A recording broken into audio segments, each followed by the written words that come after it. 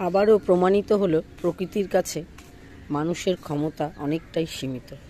একদিনের বৃষ্টিতে 42 ডিগ্রি তাপমাত্রাকে 28 থেকে 30 ডিগ্রিতে নামিয়ে আনলো প্রকৃতি, যেটা আমাদের গাছেদের পক্ষে এখন খুবই উপযোগী। আমরা যতই এসি কুলার ব্যবহার করি না কেন, এই ফ্ল্যাকচুয়েশন কিন্তু আমরা করতে পারবো না, যেটা একমাত্র পারে প্রকৃতি। সেই জন্য প্রকৃতিকে শতকোটি প্রণাম, আর তার এই সমস্ত সুন্দর সুন্দর অবদানকেও শতকোটি প্রণাম। Hello friends, welcome to Madhu's dream garden. যেই বৃষ্টির প্রতীক্ষায় আমরা ছিলাম, অবশেষে সেই বৃষ্টি হতে আরম্ভ করেছে। গাছপালাগুলো যেন একেবারে হেসে হেসে কথা বলছে আমাদের সঙ্গে, যে তারা এখন কতটা স্বস্তির নিঃশ্বাস ফেলছে। একদিনের বৃষ্টির প্রভাবেই গাছগুলো একদম সবুজে সবুজ হয়ে রয়েছে। আরও একটা কাজ কমে গেছে, দুবেলা তিনবেলা করে আপনাদের এখন আর জলও দিতে হবে না। আজকের এপিসোডে আমরা আলোচনা করব এই যে প্রথম বৃষ্টি হতে আরম্ভ করলো, এখন আমাদের কি করণীয় সেই নিয়ে।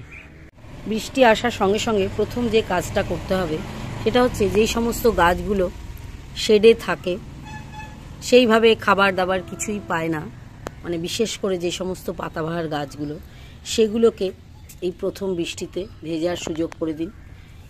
এইগুলো করলে কিন্তু গাছের চেহারাটা অনেক বদলে যাবে এবং খুব সুন্দরভাবে নতুন করে এরা প্রাণ পেয়ে যাবে, আর গাছগুলো চেহারাও খুব সুন্দর হয়ে যাবে। আলাদা করে ফার্টিলাইজ করার আর দরকার পড়বে না। বৃষ্টির এই প্রথম জলই এদের কাছে ফার্টিলাইজারের মতন কাজ করবে। দ্বিতীয় কাজ যেটা করতে হবে, পাঁচিলের ওপরে যেই ধরনের গাছগুলো থাকে সেগুলো কিন্তু এই সময় আপনাদেরকে হয় বেঁধে রাখতে হবে, না হলে পাঁচিলের ওপর থেকে নিচে নামিয়ে রাখতে হবে, না হলে কিন্তু ঝড়ে পড়ে বিভিন্ন রকম দুর্ঘটনা ঘটে যেতে পারে। এখানে দেখতে পাচ্ছেন আমার পাঁচিলের উপরে রাখা বেশ কিছু গাছ আমি বেঁধে দিয়েছি, তাহলে আর কোনো সমস্যা নেই। ঝড় বৃষ্টি যাই আসুক না কেন, গাছগুলো সুস্থভাবেই থাকবে। এই কথাটা শুধু পাঁচিলে রাখা গাছ নয়, নিচে রাখা গাছগুলোর ক্ষেত্রেও প্রযোজ্য।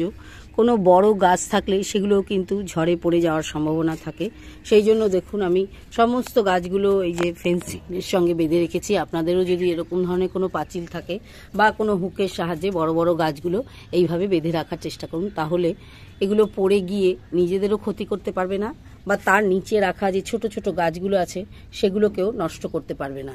সেফটি সবার আগে নিতে হবে, তাহলেই কিন্তু বাগান সুস্থ এবং সুন্দরভাবে তৈরি হবে। 3 নম্বর যে কাজটা করতে হবে, যেই গাছগুলো আপনারা ভাবছিলেন যে একটু ছেটে দিলে ভালো হয়, ডাল শুকনো শুকনো হয়ে গেছে, সেরকম কোনো গাছ থাকলে তাদের কিন্তু মাথা এখনই কাট করে দিন। আমি যেরকম এখানে আমার এই রঙ্গন গাছটা কেটে দিয়েছিলাম ঝড় বৃষ্টি আসার সম্ভাবনা দেখে, তো অলরেডি দেখুন এখান থেকে পাতা ছাড়তে আরম্ভ করেছে। আপনারা এই আজকালের মধ্যে কাটলেও কোনো অসুবিধা নেই, একই কাজ হবে, কিছুদিনের মধ্যেই নতুন ডালপালা ছাড়তে আরম্ভ করে দেবে। এই কাজগুলো অ্যাকচুয়ালি আমাদের ফেব্রুয়ারি মার্চ মাসে করে নেওয়ার কথা। অনেক সময় কি হয়, কাজের চাপে আমরা সমস্ত গাছকে কাটাই ছাঁটাই করতে পারি না, সেক্ষেত্রে কিন্তু এই একটা সুযোগ আছে আপনাদের কাছে, এই সময় এইভাবে ছেটে কেটে ফেলা যায়। চতুর্থ পয়েন্ট হচ্ছে, পার্মানেন্ট গাছে এই ওয়েদার নরম হয়েছে বলে আপনারা এক্ষুনি সার প্রয়োগ করবেন না। এই যে প্রথম বৃষ্টির জলটা, এটা কিন্তু এই গাছগুলোর জন্য একটা ফার্টিলাইজারের কাজ করে, তো সেটা মাথায় রেখে এই সময় কোনোভাবেই গাছে সার প্রয়োগ করার দরকার নেই। বৃষ্টির জলই এদের একটা ভালো ফার্টিলাইজারের কাজ করবে।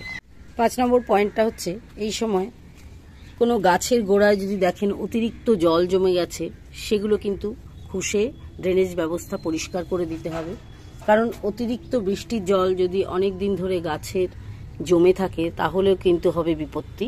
হ্যাঁ, এই ক্ষেত্রে এই কাজটা কিন্তু আপনাদের একদম ঠিকঠাক টাইমে করে ফেলতে হবে, না হলে কিন্তু শেকড় পচে গাছ নষ্ট হয়ে যেতে পারে। এখনই আপনারা বুঝতে পারবেন যে কোন গাছের টপটা আপনাদের ঠিকঠাক মতন ড্রেনেজ সিস্টেম করা নেই। কারণ অতিরিক্ত গরমে কি হয়, জল শুকিয়ে যায়, আমরা অনেক সময় বুঝতে পারি না। কিন্তু বৃষ্টির ক্রমাগত জল পেলে যখন দেখা যাবে কোনো পটে বেশি বেশি জল জমে রয়েছে, তখন বুঝতে হবে ওই গাছটার বা ওই পটে ড্রেনেজ ব্যবস্থাটা ঠিক নেই। সেক্ষেত্রে খুব ভালো করে ওই পটগুলো আপনাদেরকে ওই হোলগুলোকে সব পরিষ্কার করে দিতে হবে, না হলে 2-3টে বড় বড় কোনো লোহার শিক দিয়ে গর্ত করে দিতে হবে, যাতে জলটা একদম ড্রেন আউট হয়ে তলা দিয়ে বেরিয়ে যায়। 6 নম্বর পয়েন্টটা হচ্ছে, অনেক সময় কি হয়, অনেক ছোট গাছ আমরা নতুন কিনে আনি, রিপোর্টিং করতে পারছিলাম না এত গরমে। তো সেই ধরনের কোনো গাছ বা কাটিং থেকে তৈরি করা চারা আপনাদের কাছে যদি থাকে, সেটা কিন্তু এই সময় আপনারা অনায়াসে রিপোর্টিং করে দিতে পারবেন। ওয়েদারটা অনেকটাই নরম আছে, রিপোর্টিং কাজ কিন্তু আপনারা করে ফেলতে পারেন। 7 নম্বর পয়েন্টটা হচ্ছে, এটা সবার জন্য প্রযোজ্য নয়, যারা চন্দ্রমল্লিকার মাদার প্ল্যান্ট থেকে কাটিং এখনও করে ওঠেনি, তারা কিন্তু এই যে বৃষ্টিটা আরম্ভ হলো, কয়েকদিন যদি থাকে, ওয়েদারটা অনেকটা নরম থাকবে, এই সময় কিন্তু আপনারা চন্দ্রমল্লিকার কাটিং বসিয়ে দিতে পারেন। ওই একই সঙ্গে পাতাবাহার গাছের কাটিংও আপনারা এখন বসিয়ে দিতে পারেন। আমি যেরকম কলিয়াসের কাটিং অলরেডি বসিয়ে দিয়েছি, আপনাদের সঙ্গে শেয়ারও করেছি। যে কোনো পাতাবাহারের কাটিং এখন আপনারা বসাতে পারেন। এই যে বৃষ্টিটা হচ্ছে, ওয়েদারটা নরম আছে এই সময়।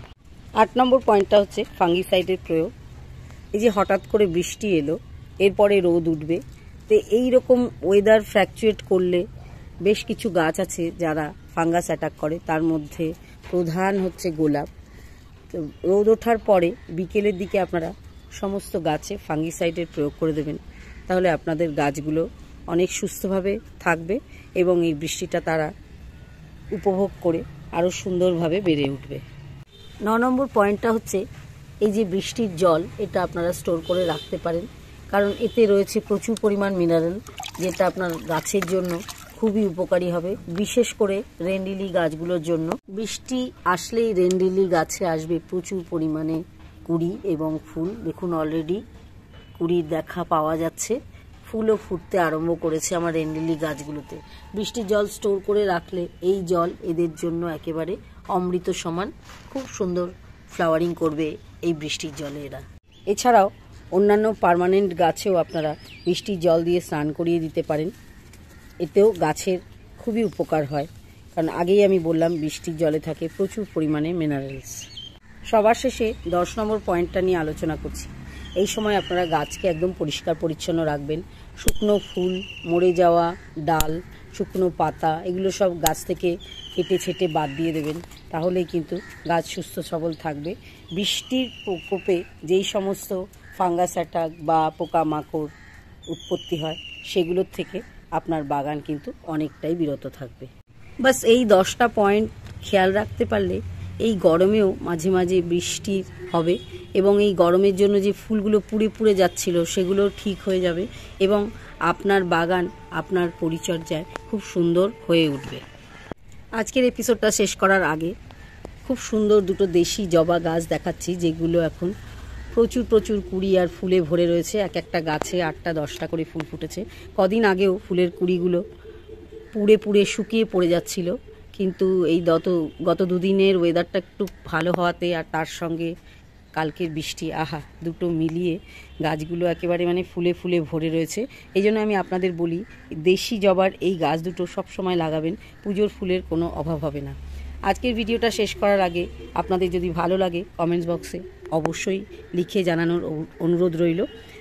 আর নতুন যেই সব বন্ধুরা আজ মধুস ড্রিম গার্ডেন দেখছেন, তাদের জন্য একটা ছোট্ট অনুরোধ, দয়া করে সাবস্ক্রাইব করে অল নোটিফিকেশানটা প্রেস করে দেবেন, তাহলে আমার এই রকম নতুন তথ্য সমৃদ্ধ ভিডিওগুলো আপনাদের কাছে সবার আগে পৌঁছে যাবে। দেখা হবে আবার পরবর্তী এপিসোডে অন্য কোনো টপিক্সের সঙ্গে।